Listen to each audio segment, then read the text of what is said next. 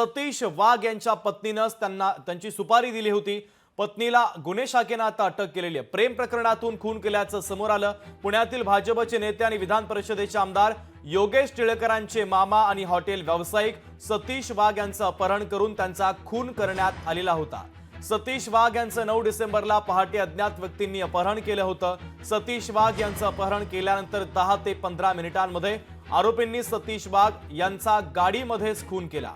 वाघ यांना तब्बल 72 वेळा चाकून वार करण्यात आलेले होते आणि त्यात त्यांचा मृत्यू झालेला होता। आणि या खुनाच्या संदर्भातली सगळ्यात महत्त्वाची आणि मोठी अपडेट आता समोर येते। सतीश वाघ यांच्या पत्नीनंच त्यांच्या हत्येची सुपारी दिली होती।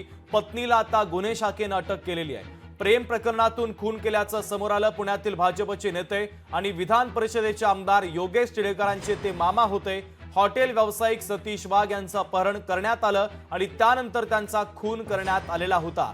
आणि या खून प्रकरणामध्ये आता एक नवा ट्विस्ट समोर आलेला आहे। त्यांच्याच पत्नीने त्यांना मारण्याची सुपारी दिल्याचा धक्कादायक हा सगळा प्रकार आहे।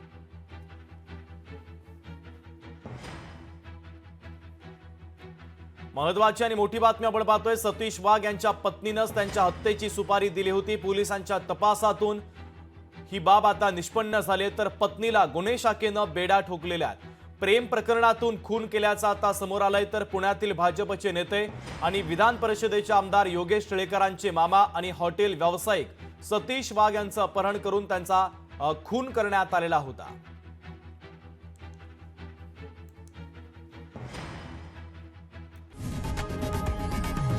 लोकशाही मराठी ऐका, पहा, जागरूक रहा।